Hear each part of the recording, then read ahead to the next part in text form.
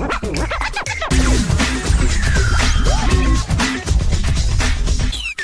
everyone, this is Steve Good, and welcome to our next episode of the Coin Chat. I'm joined once again by my good friend Yuri Cataldo. Yuri, I just couldn't get enough of you last time, so we're here again. And today we are going to talk about how to spot an ICO scam.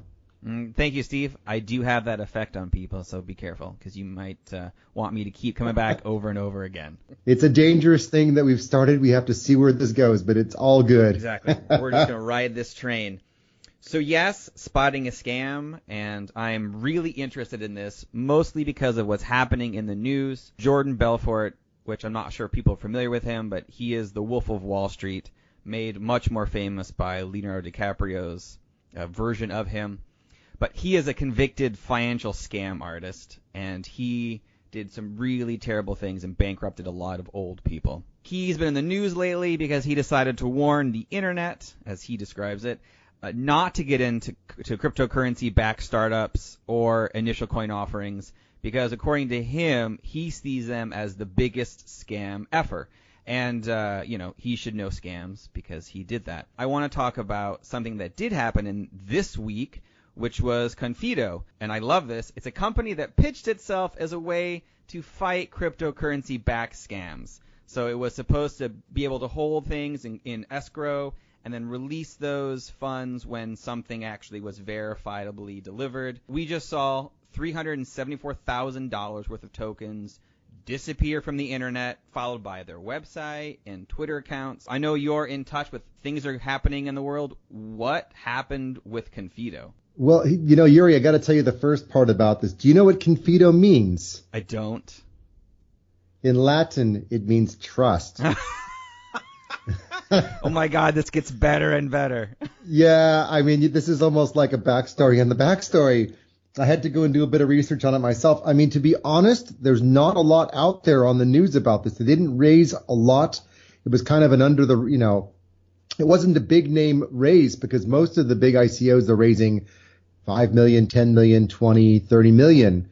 They only raised 374, so it didn't really get on the radar of most people to begin with, which is what makes it interesting. Mm-hmm. But the guy that was actually the supposed CEO and founder, a guy called Joost van Doorn, which would be a Dutch name, could have been from Holland, could have been from Belgium, could have been living in the US, Canada, or anywhere else, disappeared.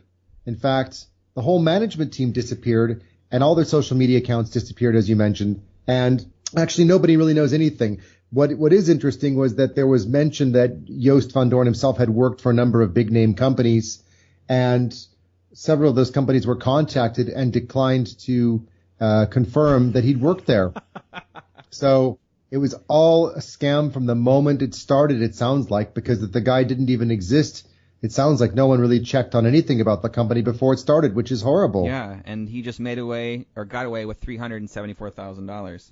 Yeah, he claimed he'd worked for eBay, amongst others. I mean, it's just crazy that he's just disappeared. But it's not Joost, it's someone else. So whoever you are out there and you're listening, please can you just, give the money back? Yeah, exactly. I hate it when people do shady things like that. But that does then lead into things I want to talk about today, which is how to spot a scam.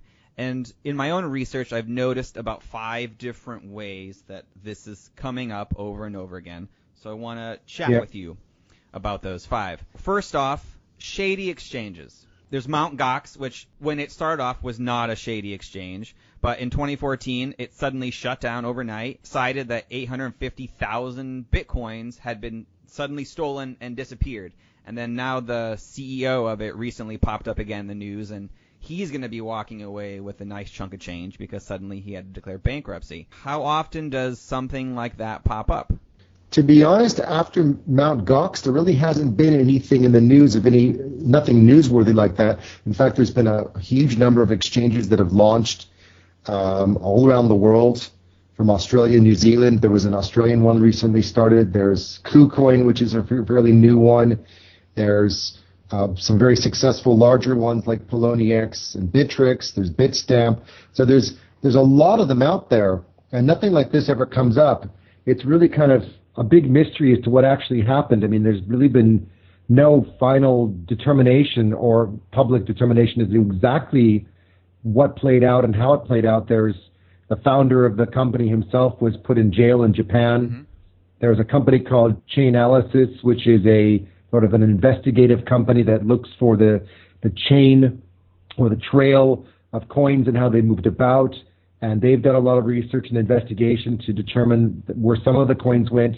But I don't know if we'll ever get the full story out in the public, or maybe at some point we will when it's gone through whatever reviews it's gone through in Japan and the U.S. and other locations. But it is really kind of an uncomfortable situation to see happen. There are other situations where, sites get hacked. Mm-hmm. There was an ICO a couple of months ago, I can't remember the name of it, that had put their wallet address up on the website, and unfortunately the website itself got hacked.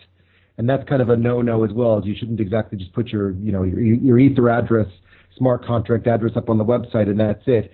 So of course, naturally, people were just sending money to the address on the website, and the company itself hadn't realized that the website address had been changed, and all the money was sent somewhere else, and there was $12 million gone. Oh, wow. So not like of Mt. Gox where something was done to the exchange, but you still have to be vigilant and looking after yourself and making sure you know where you're sending your money, make sure you know what's going on, make sure you validate all the processing that you have to go through to deposit money with an ICO.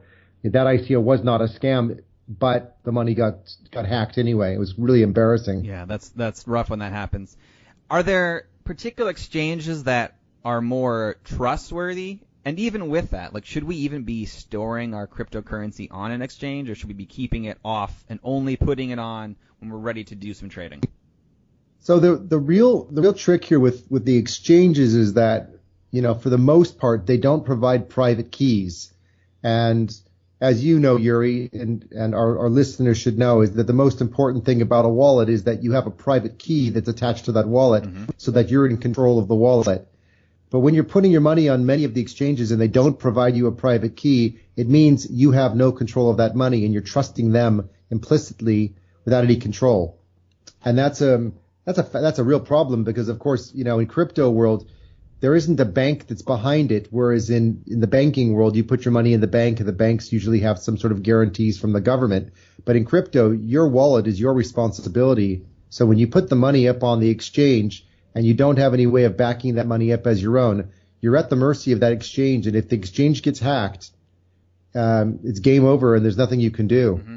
What about something like Coinbase? Because I believe they have some kind of, and I'm saying this in a question mark, they have some kind of guarantee or backing up your account in some kind of way? They have a slightly different structure where the deposits are sort of held in a different way, okay, so that the account is not...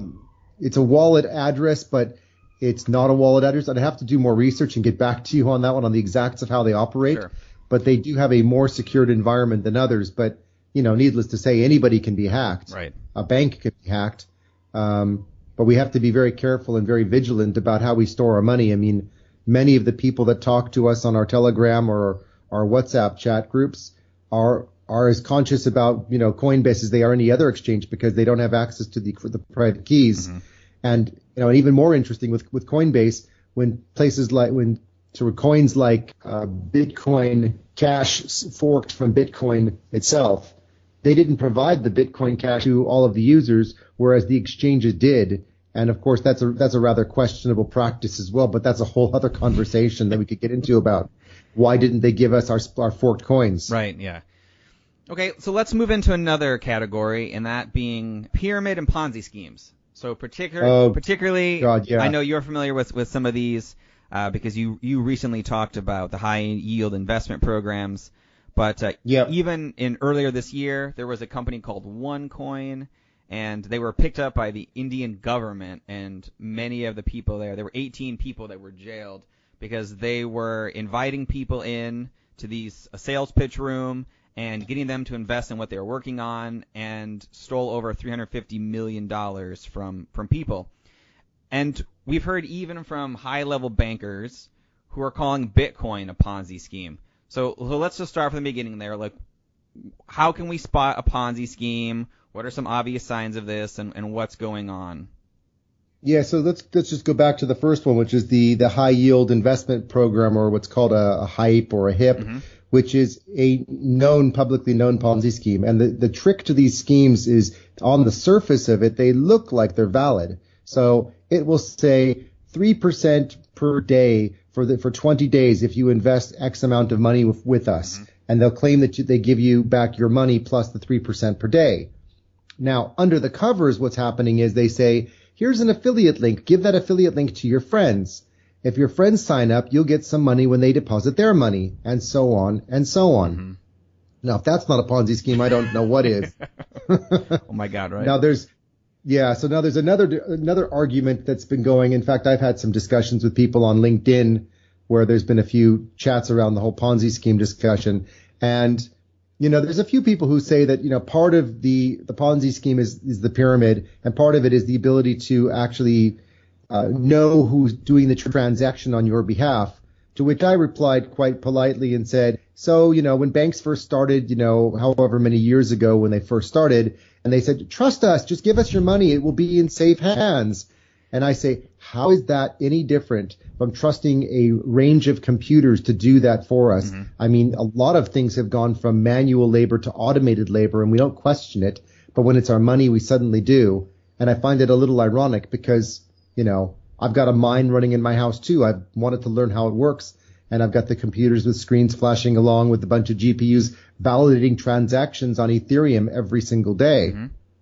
So, I guess there's a little bit of ignorance on one part, that if people don't understand what the computers are doing, it's very easy to say, yeah, but the computers are probably manipulating things and we don't really know what they're doing. And on the other hand, you can say, and how come it when I transacted some money and I had the bank send some money to my good friend Yuri, the money didn't get there for 5 days because some clerk made a mistake and we're supposed to trust the bank to do the job correctly.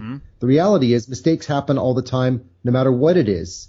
So the fact that you have a crypto environment and it's far more secure, it's far more efficient, and the level of accuracy is pretty much 100% because whatever address you send it to is where it goes, and it shows up within minutes. It's kind of hard to fault that as a system. The fact that people don't understand it, it makes me feel a little bit sad, but then I also think there's always people who are afraid at the beginning. They want to learn, they want to understand, and eventually they'll get on board. And some people will always resist and just don't want to see change.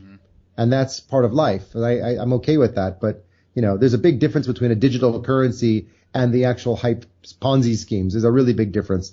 Some people aren't sure of the difference. And, I really want people to know the difference because it's a huge one. Yeah. So I've also noticed some of these pyramid Ponzi schemes popping up also in the mining side of it. And particularly, there was a friend of mine who has done a lot of research in the finance industry and has recently gotten into cryptocurrencies, who invited some people who are running a particular mining operation out of Iceland onto one of his chats.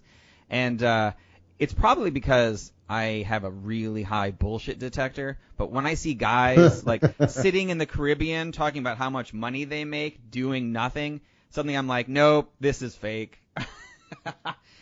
No, I mean, the thing with mining is that, there are a number of legitimate online ways to mine, but like anything, you have to be conscious of whether or not you're getting the correct returns. I spent a lot of time creating a very detailed spreadsheet to calculate the returns I would get on mining running it from home. And honestly, if anybody wanted the spreadsheet, I'd share it with them. They just have to contact us and I'll share it.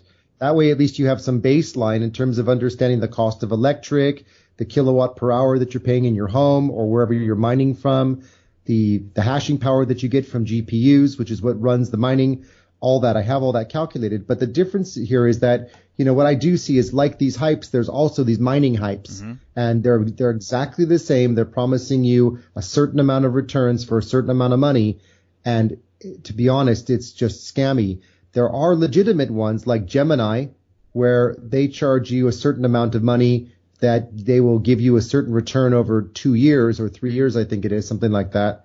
The mining power you get isn't a whole lot for the money you give, but there is a return that they give you. But naturally, of course, the returns will be lower than what you get doing it yourself because they have to hedge on the possibility of things changing. Right. Which is fair enough. Then there's things like NiceHash, where where there are people who provide their mining capacity for sale as individuals, and there's a bidding war that goes on, kind of like eBay, where you bid for the mining power that you want and how much you want to spend for the power you get. Mm-hmm. And then you use that mining power to assign to a mining pool in order to get the money to mine what you want.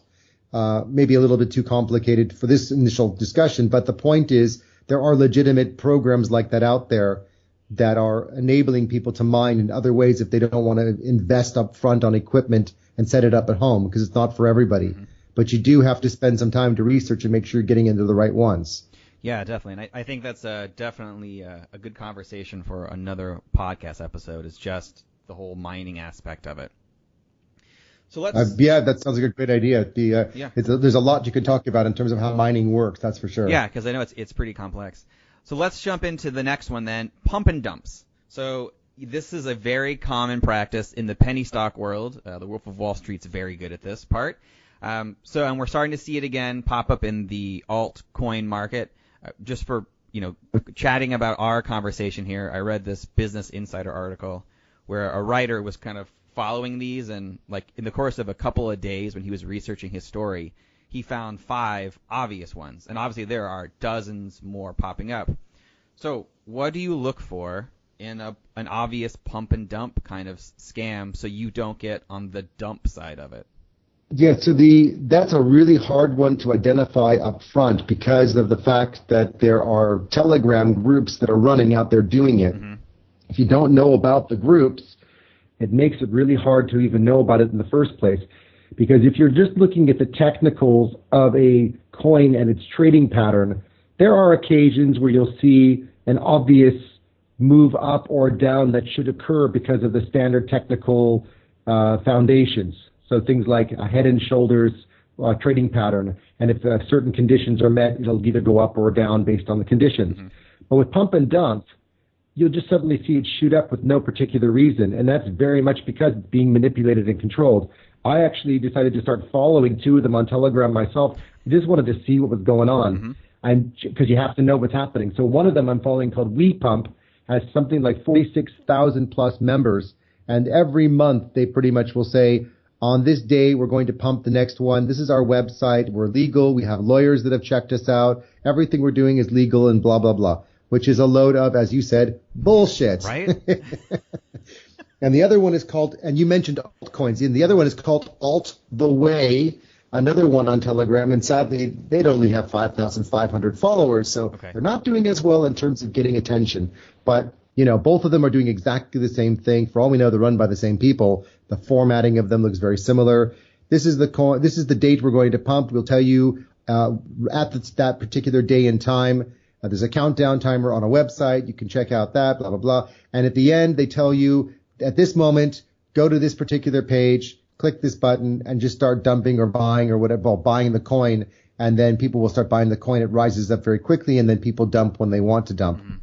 And then, of course, everyone dumps, and it comes right back down. In fact, I went so far as to actually watch one of these occur a couple days ago because I just wanted to know what would actually happen. And you know what? Here's the funny thing. It's from WePump, the one that had 46,000 followers. Mm-hmm. You can guess what happened?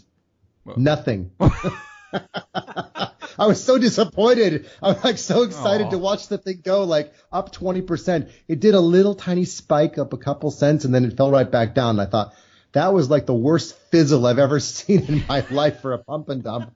For 46,000 followers, how could they have epically failed so badly?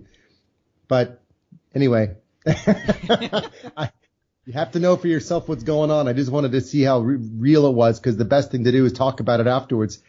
And unfortunately, I didn't have much to say. That's good for some people, but that's unfortunate because it is interesting to watch those happen in real time and see how that actually is being manipulated. Yeah, absolutely. Let's jump into the next one, which is the ICOs. We just talked about the Confido ICO, which suddenly disappeared. You mean the trust ICO? Yes, exactly. The trust ICO, which was supposed to protect everybody from this kind of thing happening, and suddenly they disappeared. With all these ICOs coming out, how do you know if an ICO, or how can you tell if an ICO is legit? What are some things you should be looking for? It's a really, really good question. So there's a number of things that I do when I help people, because I've also done some ICO investments with like a group of people just to try it out, see how it works, to learn it.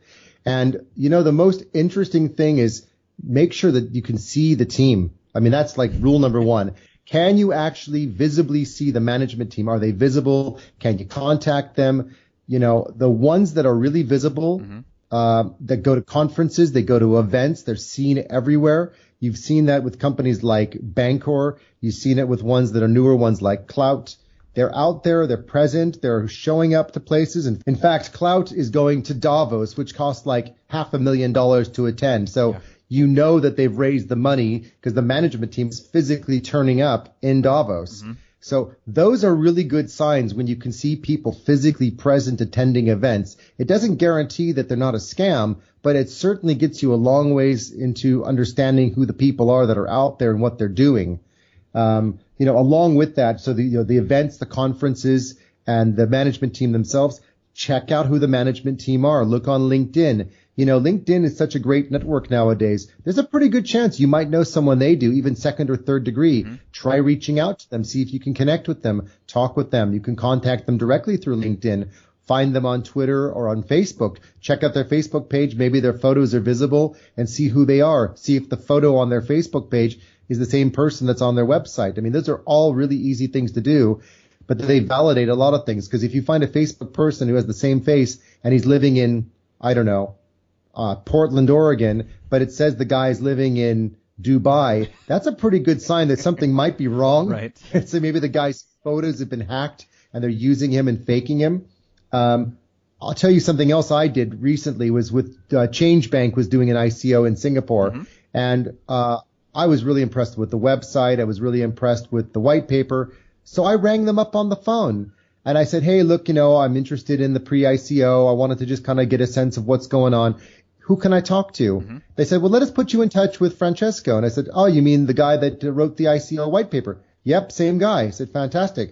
So now I know I'm talking to a person that's written the white paper. So, of course, naturally, the next thing I start doing is start quizzing him on the white paper. So now I know he's written the white paper. That's a validation point for me. Now he and I are friends. We're on Telegram. We chat every so often. He keeps me updated on what's happening with Change Bank. And what he tells me, I end up seeing on their emails a bit later on anyway. So that's always good, too, because if they're sending out group emails and you can validate the information before it goes out to public, it means you've heard it from them. At least you're talking to the people that are sending out the emails. Oh, yeah, definitely. YouTube's a good one, or anything with video. So when you see not just events and conferences, but a lot of them will post videos of themselves being active, doing things in the community as part of their ICO. Sometimes it's just a video of themselves doing something or talking about something. At least you can validate their faces, and faces are at least, visible. So you can see who they are relative to what's going on with the company. And as I think I said to you one time, when it comes to investigative work with these things, the other one you can do is follow the breadcrumbs. So what I mean by that, it sounds so mysterious. It does. So the breadcrumbs for me would be the ICO advisors. So here's a good one. An ICO advisor on the website says they're the CEO or the ex-CEO of a company. So first thing I do is I go check out that ex-CEO's profile on LinkedIn. And what I look for is, do they have contacts and connections with the company that they claim to have worked for? And yes, they do. Great. And do they also mention that they're an ICO advisor to the company that they're advising? Yes. It's pretty hard to kind of mask and charade around saying I worked for some company and having 50 connections from a company if I've never worked there. So that just kind of gives you an absolute tick in the box right there that there's at least some validity that that person is involved in that project. And of course, you could try to reach out to those people. If they're senior, they may not reply, but at least you have another validation point. So always check your advisors and check out the backgrounds of the people that you're checking out. Oh, the other thing I forgot to mention, actually, another good one is Twitter. Because if people go to events and conferences, then most of the time they will tweet that they've been to a specific conference or event. And the conference organizers will usually get mentioned in those tweets and then will share it. So they will also check, normally, they should do, to make sure that the people that were attending the event that are tweeting are actually valid. And therefore, you get another point of validation, which is the event organizers themselves are validating that the people who are part of that company who were there were really there. Also, during what you were talking about earlier was the white paper. So just for people in general, so what is a white paper, which I think are pretty specific to the ICOs, and what kinds of things should people be looking at during a white paper investigation? Yeah, so there's actually, in fact, there's two parts nowadays. There's a white paper and a light paper. So I'll explain the light paper first. Okay. The light paper is a very light summary of what the company is offering and doing in simple layman's terms. And it will usually include an overview of the company's vision, something about the token plan and what the tokenization will look like and how it works at a very simple level, and show the management team and maybe some other legal blurb. The white paper goes into far more detail. It typically describes in some detail what the business process flows will be, what the technical architectures will be, and may even reference or share mock-ups of the application that they're planning to build.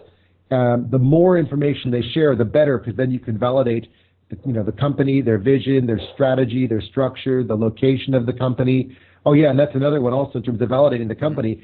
If they claim they're registered someplace, check out and see if they're registered. In most countries, it's very easy to go online, especially for ICOs, and just verify that they're registered in Singapore or UK or US or Switzerland, because at least that way you actually know who they are, and they say they're registered, they are. Mm-hmm. But anyway, so the white paper should contain all the kind of key elements of the company, including the team structure, advisors. Some of it's mirrored on the website, but it should give you a pretty detailed overview of what the plan is. And the plan is also important, is what's their plan.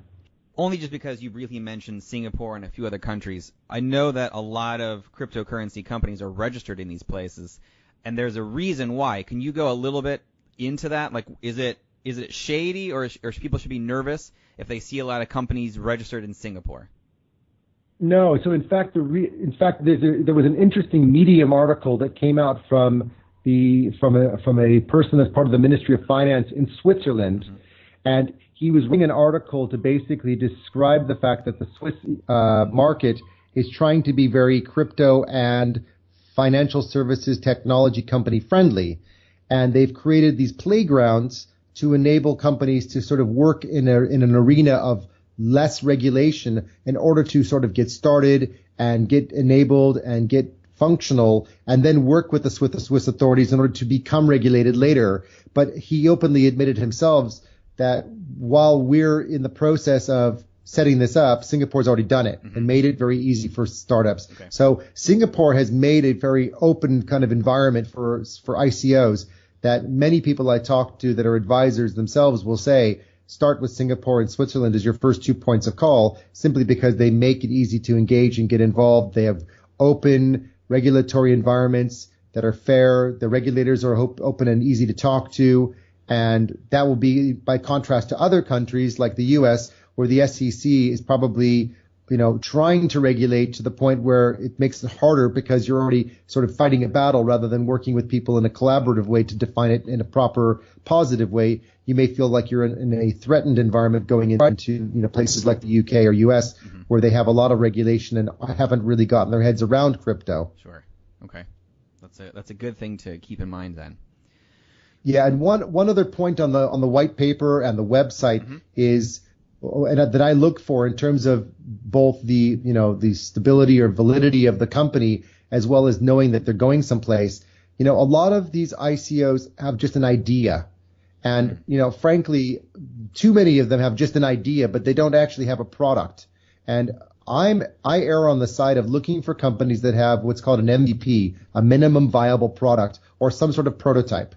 If they can show me they have something that's working, it's a beta or an alpha product, that they're actually developing something, mm-hmm. I'm far more likely to feel confident in working with them, because it means they're spending money, investing money, and building something that will lead to something later. If they have nothing to show, then it makes me feel very nervous and uncomfortable, because I don't actually know if the team themselves have the capability to execute and deliver this project. Mm-hmm. And of course, that's another factor when you evaluate these teams is, there might be that the team exists and everything is existing, but you also have to weigh out the perspective that you're looking at these companies and say, are the management team capable of executing this project, yes or no? And that is subjective, mm-hmm. but if the team is really young, and there's a lot of ICOs with very young guys between 18 and 25, they may not have enough experience to run a project of this size. Some of them will be able to, but a lot of them just won't have the experience. So just another gotcha to look out for is the team itself, and do they have the ability to execute? Do they have a track record of anything,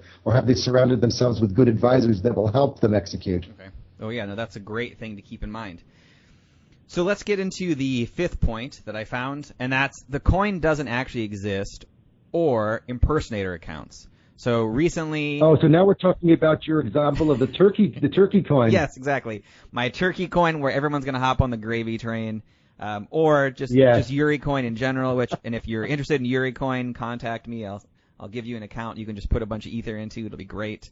Yeah, but it's only one Yuri coin, and it's just like a collectible item, and only one person can have it ever, and it's going to go out to Sotheby's or Christie's and go out for auction. Exactly. Right after the Leonardo da Vinci paintings, it's right up there. So it's like Leonardo da Vinci paintings, Yuri coin. It's that valuable. Followed by the turkey coin. Exactly. So most recently in August, a couple months ago, in London, the police shut down a cryptocurrency business where it was a bunch of these dudes in a room, very much Wolf of Wall Street style, cold calling people, claiming about this non-existent cryptocurrency coin that existed, and was stealing money from them. Got away with £150,000. So, and also, you have come across other accounts where there have been phishing scams and impersonator accounts. So how often do you see legitimate cryptocurrency companies calling people? And if someone does get a phone call from that, is that something they should be worried about? So it's a really good question what you ask about the legitimacy. Mm-hmm. So one of the pluses and minuses of the way the ICOs operate and run is that they create these bounty programs to encourage people to help them to raise money. And their referral programs and bonus programs.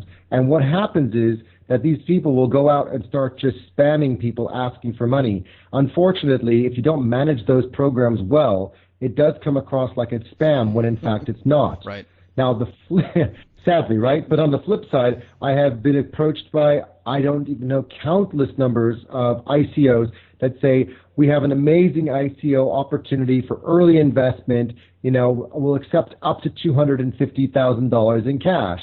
And I say, well, that's fantastic. I can get in early. Why don't you send me through a copy of your investor deck, your pitch deck, and why don't you organize a call for me with your CEO?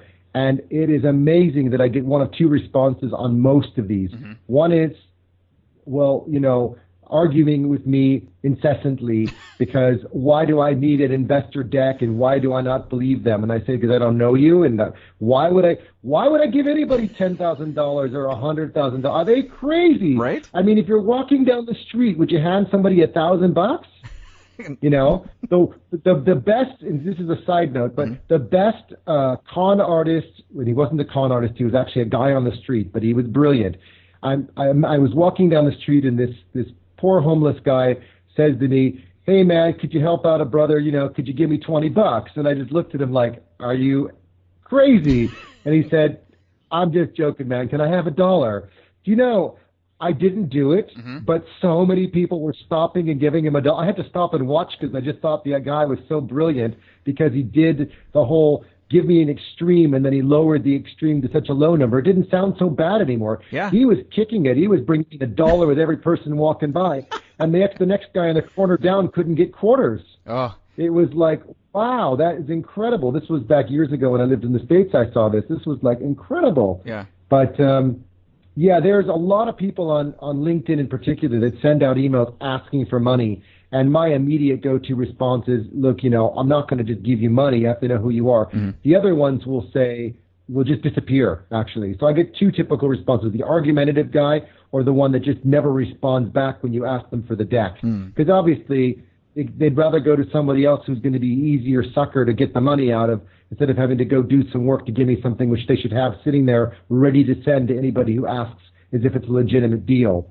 Oh, yeah, exactly. And to be honest, some of these might be legitimate, but there's no way to know when they send you something as bold as we have this great ICO, pre-ICO offer with X% off and blah, blah, blah. Great, it feels really good that I'm getting a discount, but why would I give you my money when I don't even know who you are? I mean, that is just like stupidity 101. So please, anybody listening, do not give money when they send an email. just go and do all the research we talked about previously, because otherwise you're just walking yourself into a trap. Mm-hmm. So let's jump into then impersonator accounts. And so I've seen something on Twitter and Facebook where people start contacting actually me and other people directly and say, hey, I've got a project and you can buy Ethereum or Bitcoin at a discount. Or there's actually even one that you called out where somebody had switched the actual address where people should be putting their pre-ICO money into. So tell me about that part. So this was actually wasn't a pre-ICO. It was actually an existing company called Amizgo, which is a Thai payments company that is already existing and running, and they decided to raise some money in an ICO in order to grow their business. Very good company, solid project. So basically what happened with Amizgo was that there was a website that came up offering an airdrop, and for that airdrop they were asking for people's private keys. Now, of course, as we should all know, you never give out your private keys because those are what control your own individual wallet. Mm-hmm. So when I spotted this, I immediately went onto the Amizgo Telegram channel and notified the entire Telegram community and Amizgo. That's the easiest way to get to them.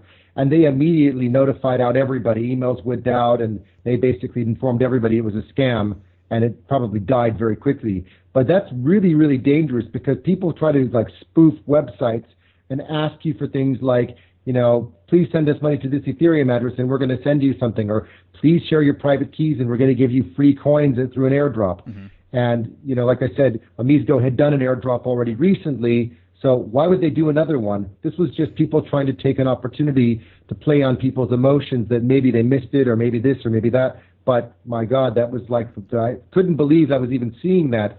So, these types of things do happen. We have to be really vigilant in keeping an eye out, because there's lots of people out there that will spoof websites of existing projects and try to convince you to put money in or do something or send something. And always check the URL and make sure if someone's asking you for something, why would you do it in the first place if that wasn't your intent when you went there? Mm-hmm.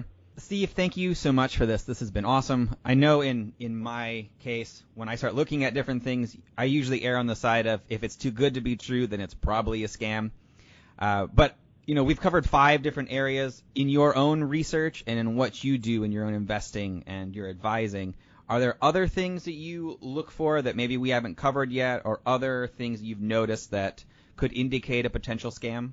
No, I think this actually was about as comprehensive a list as we could come up with. I mean, this really covers the whole range of things to look out for. And, I just as I say, as we said during this whole discussion, we need to encourage people to be vigilant and look for these things.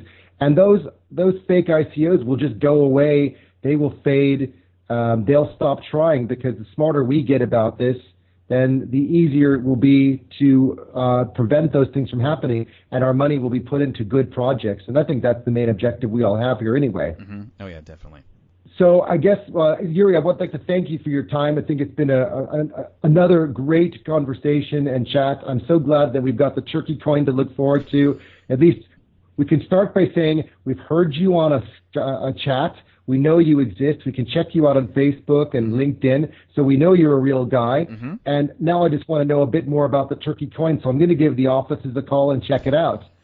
In the meantime, I'd say, go ahead. I can say, don't worry, I've got a call center set up for Turkey Coin and Yuri Coin, so I'll send out that 1-800 number later. Fantastic. So to our listeners, listen in next week on the Coin Chat, where we're going to talk about ICOs and smart contracts, the plus side, the positive side of how to actually get into one and make it a positive experience. To the moon. Until next time.